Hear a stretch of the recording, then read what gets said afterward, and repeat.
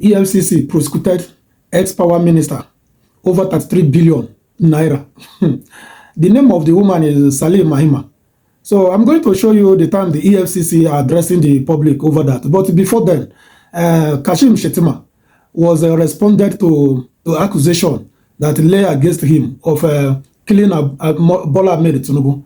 So I'm going to show you the video now so that you can see the time the Vice President Kashim Shettima was defending himself. When we come back, we'll continue.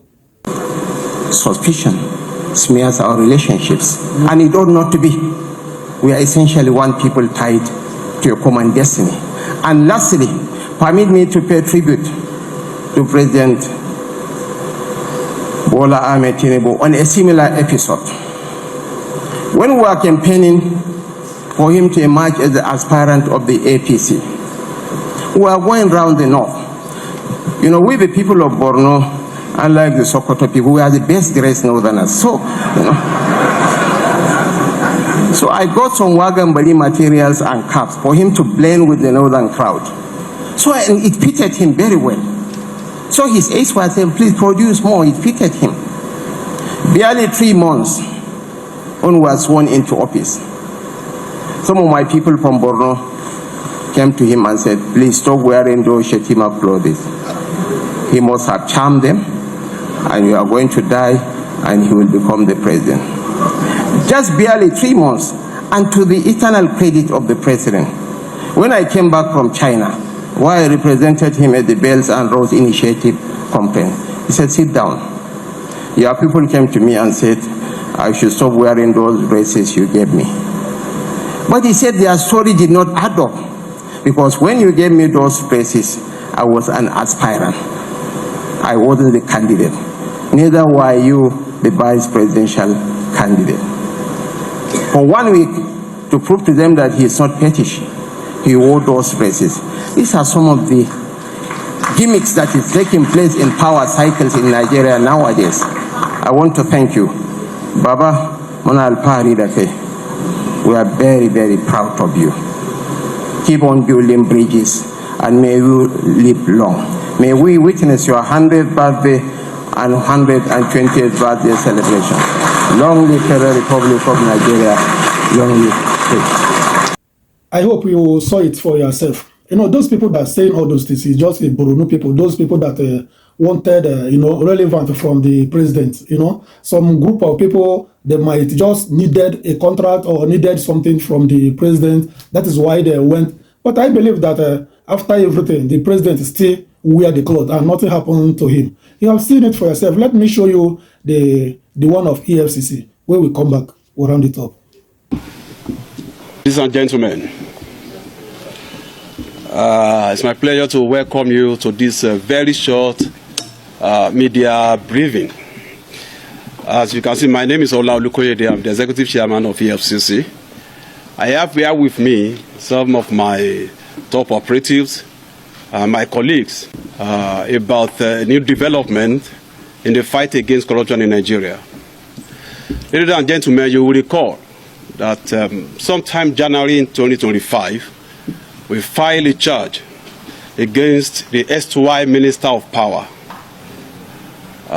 for allegedly converting over 33 billion naira, money that was set aside for Mambila and Zungeru power projects.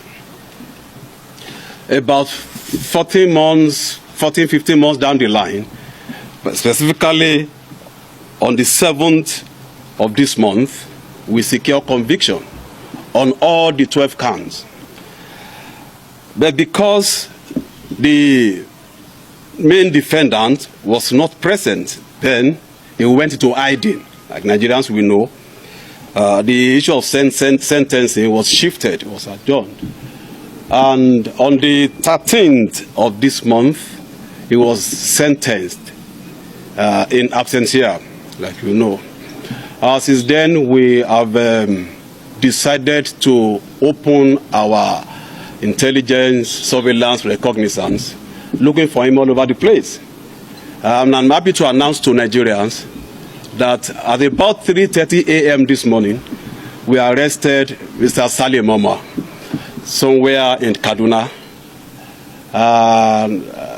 This is a test of the commitment of the federal government of Nigeria to the fight against corruption in Nigeria, and to assure Nigerians that anyone who has pilfered government or national resources will not go unpunished. And the eagle eye of Economic and Financial Crimes Commission will always catch up with you wherever you are hiding. So it's important for us to let Nigerians know that we are working. There is no area that we will not go into. We will not leave any area unturned or untouched, just for us to ensure that we fulfill our mandate and to assure Nigerians that we will uphold our mandate, ensure that everyone, whether private or public person who has stolen Nigerian money, will be investigated and be brought to book. Thank you very much. And that is the news we want to break to Nigerians. It's in our custody at the moment. It's in our custody at the moment. We have discovered that it was actually being protected all this while. And where we effected the arrest, we've arrested 2 other Nigerians with him alongside. And also the property, the ownership of the property and all of that, they are still under investigation, because it's actually a crime for you to harbor or to protect or go give a protection to a convicted felon. Of course, it's a fugitive. So we have arrested 2 other people alongside, and we are investigating them as the case may be, and we will bring the report back to Nigerians as well. Thank you very much. He was arrested somewhere in Gaza in Kaduna. And secondly, as I'm talking to you, investigation is still ongoing with respect to other properties that we suspect the man owned. As a matter of fact, just a few days ago, we discovered another one. So we are still going to go after those properties. But with respect to the one that we have tied to the charges, of course, those ones have been forfeited. I did tell you that the man just got arrested about 3:30 a.m. this morning. And there is no way we will just from there take him to correctional facilities, since we have our own day facilities there. But I will allow the prosecutor, the director of public prosecution, Mr. Rotimi Oyedepo, who actually prosecuted that case, to answer that question. Thank you. Thank you, Mr. Chairman. So, as you are all aware, my lord sentenced the defendant and equally ordered all security agencies, not only limited to the EFCC, ordered all security agencies to ensure that this defendant does not have a hiding place. And the beauty of collaboration and tactical operation is what we are seeing displayed by the commission today. So barely a week after that order was made, we are now hearing a very good news that my lord's order has been complied with. So the process of transmitting him to the correctional center, I believe, is ongoing, and that is just the news that we tingle every eye. That the conviction is not just an order made without execution. Now the conviction was made, the judge sentenced, and now we are able to confront the man with the sentence. So he will have to go and have his days in the correctional center. Thank you, sir. Thank you. Going forward, there is need for us to also review our processes, particularly as relates to ongoing proceedings in court. For every high-profile case, as a matter of fact, for every corruption case, we must be able to put every defendant under surveillance. Because it's not in the interest of the country for somebody who is under criminal trial or criminal prosecution to escape from jurisdiction. So we are going to look at it. We are going to work with the court. We are going to follow all the legal and judiciary processes to ensure that we put all potential defendants, criminal defendants, under surveillance going forward. Thank you very much. Thank you very much. God bless you all. Thank you.